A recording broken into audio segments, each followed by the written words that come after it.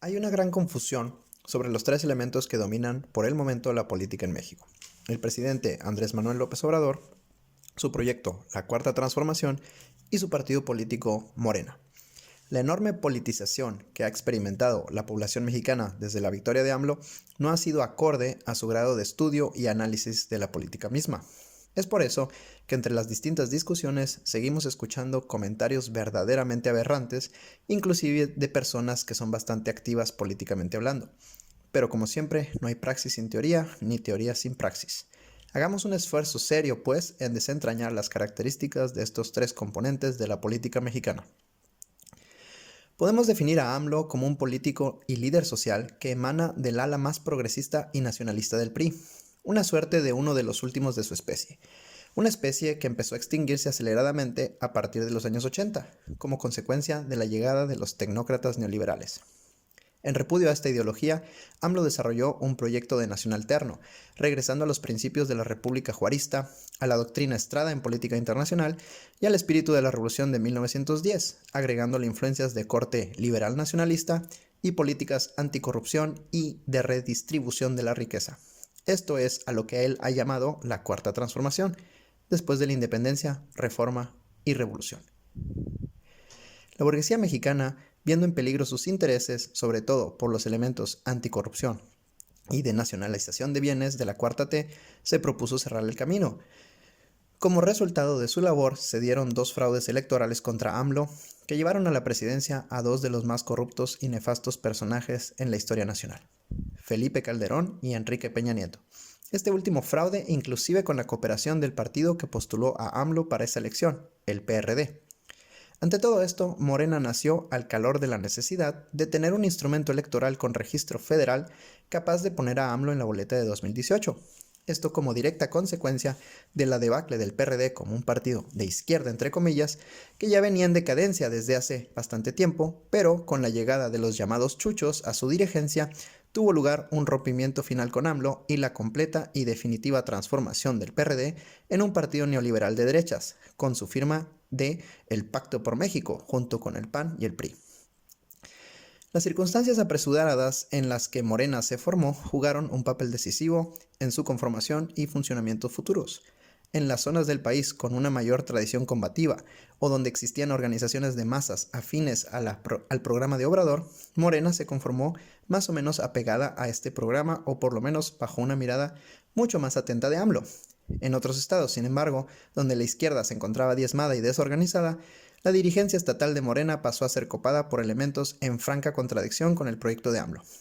¿Cómo es que ocurrió esto y qué grado de responsabilidad recae sobre el actual presidente? Es materia para otro video.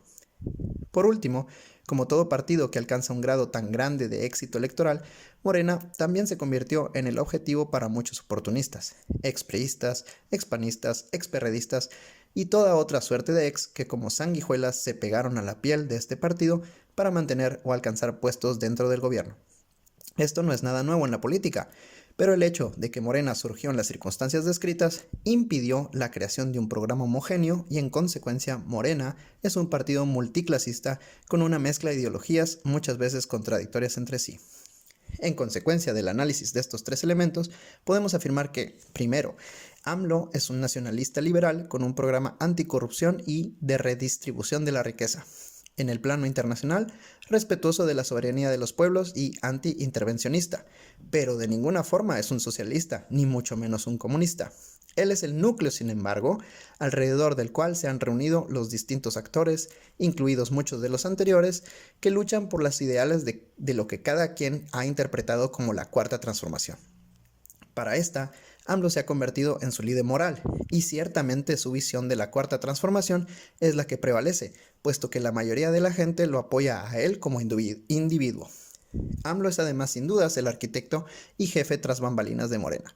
Segundo, la Cuarta Transformación es un proyecto de izquierda, un corolario de ideas y objetivos de corte nacionalista e independentista, que pretende democratizar el país por la vía de la elevación de las condiciones de vida de la población, haciendo uso de una mayor intervención del Estado en la economía, tratando de no entrar en conflicto con el imperialismo mundial. En líneas generales, una república popular, entre comillas, que dentro de la democracia burguesa y de un capitalismo de Estado, pretende sentar las bases socioeconómicas para un país distinto a largo y mediano plazo. Pero Obrador está obligado a hacer todo esto en un intrincado estira y afloja con otros partidos, puesto que no tiene la mayoría necesaria en el Senado para reformar la Constitución. Un ejemplo sería la delicada tarea de juzgar a los expresidentes. Es cauteloso en este sentido, sin embargo, ha dicho que se perseguirá a todos aquellos que ya tenían denuncia y a los que incurran en actos delictivos en un futuro. Tercero, Morena es un instrumento electoral de variada naturaleza, que es el campo de batalla de las aspiraciones personales de muchos individuos. En sus filas encontramos tanto partidarios de AMLO y de la Cuarta Transformación, como también abiertos enemigos de alguno de los dos o de ambos.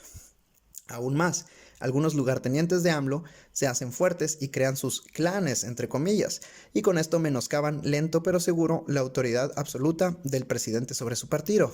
Sirvan de ejemplo el senador Monreal y el gobernador Bonilla en Baja California.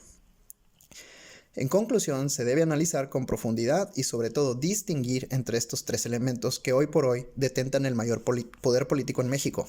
Importante sobre todo es que, independientemente de lo que AMLO y Morena logren avanzar en su proyecto, es necesario que el pueblo se dote de un partido realmente revolucionario, uno que eduque a sus cuadros políticamente y que haga imposible para la derecha su retorno al poder, y empezar una cacería al estilo de Brasil de Bolsonaro, Ecuador de Moreno, la Argentina de Macri o el Chile de Piñera. Un partido que actúe eficientemente como punta de lanza de la transformación del país y no como trampolín de mezquinas aspiraciones personales y o del gangsterismo político al estilo de Bonilla, Monreal y muchos otros.